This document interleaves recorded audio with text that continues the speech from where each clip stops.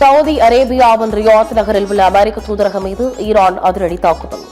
2 ட்ரோன்கள் மூலம் தூதரகம் மீது தாக்கியதில் கடும் புகை மூட்டத்துடன் தீப்பற்றி எரியும் அதிர்ச்சி காட்சிகள்.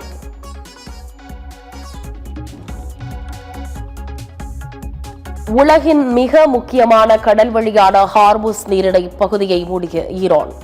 ஹார்முஸ் பகுதியை நெருங்கும் எண்ணெய் கப்பல்களுக்கும் எச்சரிக்கை. சர்வதேச சந்தையில் கச்சா எண்ணெய் விலை உயர்ந்தாலும் இந்தியாவில் பெட்ரோல் டீசல் விலை உயராது.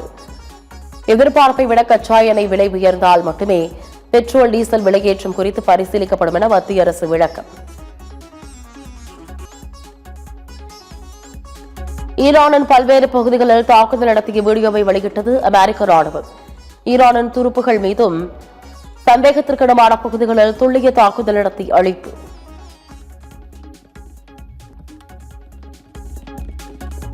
ஈரான் மீது தொடர்ந்து 4வது நாளாக அதிக சக்தி வாய்ந்த குண்டுகளை வீசி தாக்குதல் நடத்தி வரும் இஸ்ரேல் ஈரானும் பதிலடி தாக்குதல் நடத்துவதால் மத்திய கிழக்கில் நீடிக்கும் பதற்றம்.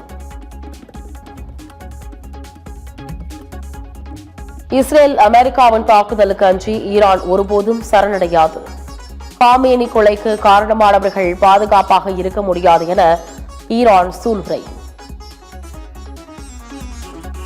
பஹ்ரைன், குவைத், எகிப்து, லெபனான், ஜோர்டான் உள்ளிட்ட நாடுகளில் வசிக்கும் அமெரிக்கர்கள் உடனடியாக நாடு திரும்ப வேண்டும். கிடைக்கக்கூடிய போக்குவரத்தை பயன்படுத்தி புறப்பட அமெரிக்க வெளியுறவுத்துறை அறிவுறுத்தல். ஈரானின் 70 ஏவுகணைகள் மற்றும் 59 ட்ரோன்கள் தடுத்து அழித்ததாக அமெரிக்காவிற்கான பஹ்ரைன் தூதர் தகவல்.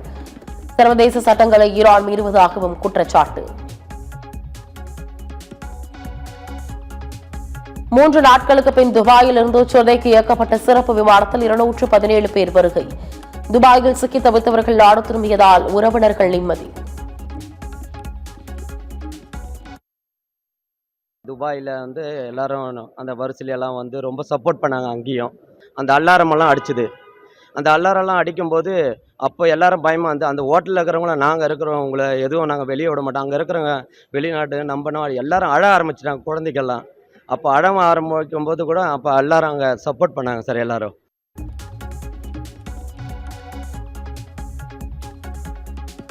ஈரான் மீதான தற்போதைய தாக்குதல் வெறும் ஆரம்பமே, மிகப்பெரிய தாக்குதல் காத்திருப்பதாக ட்ரம்ப் எச்சரிக்கை. ஈரான் மீதான போர் 4 முதல் 5 வாரங்கள் நீடிக்கும் என அமெரிக்க அதிபர் ட்ரம்ப் தகவல். சவுதியின் ஜெட்டாவிலிருந்து இந்தியாவிற்கு இன்று 10 சிறப்பு விமானங்கள் இயக்கும் இண்டிகோ.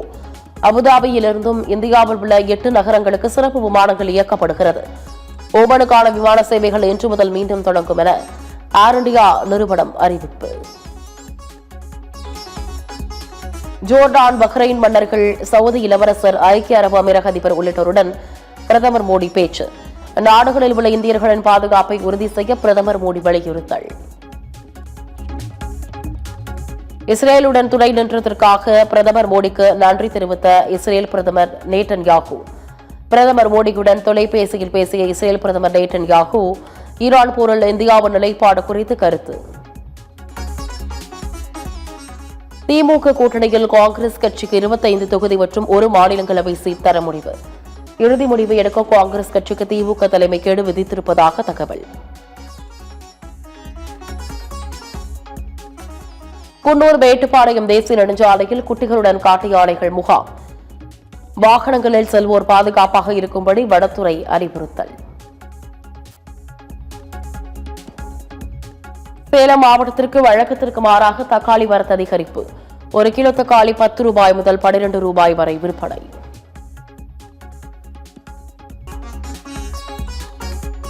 நாங்குநேரி கொலை வழக்கில் குற்றவாளிகள் யாரும் தப்ப முடியாது. பொதுமக்கள், உறவினர்கள் அமைதி காக்க வேண்டும் என தென்மண்டல ஐஜி விஜயேந்திர புதாரி வலியுறுத்தல். மகாராஷ்டிராவில் ரசாயன ஆலையிலிருந்து விஷவாயு வெளியேறியதால் பரபரப்பு.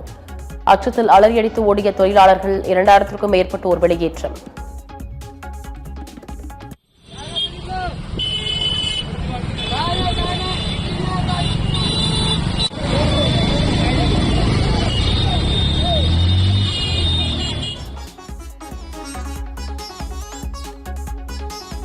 பள்ளி பேருந்து நோட்டை வழியாக கீழே விழுந்த மாணவி சக்கரத்தில் சிக்கி உயிரிழப்பு. உத்தரப்பிரதேசத்தில் பெரும் அதிர்ச்சியை ஏற்படுத்தியுள்ள பள்ளி சிறுமியின் மரணம். இந்த ஆண்டின் முதல் முழு சந்திர கிரகணம் இன்று மாலை நிகழ்கிறது. நிலா சிவப்பு நிறத்தில் நீல விளிம்புடன் காட்சியளிக்கும் என ஆய்வாளர்கள் தகவல். இந்தியா, தென்னாப்பிரிக்கா, இங்கிலாந்து, நியூசிலாந்து அணிகள் அரையிறுதிக்கு ஆயத்தம். T20 உலகக்கோப்பை முதல் அரையிறுதி நாளை நடைபெறும் நிலையில் வீரர்கள் தீவிர பயிற்சி.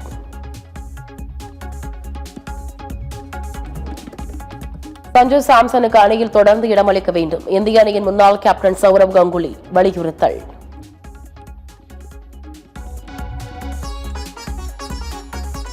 ஜிம்பாப்வே அணியை தொடர்ந்து வெஸ்ட் இண்டீஸ் அணியும் நாடு திரும்புவதில் சிக்கல் நீடிப்பு. மத்திய கிழக்கு நாடுகளில் ஏற்பட்டுள்ள போர் பதற்றத்தால் விமான சேவை பெரிதும் பாதிக்கப்பட்டுள்ளதால் தாமதம்.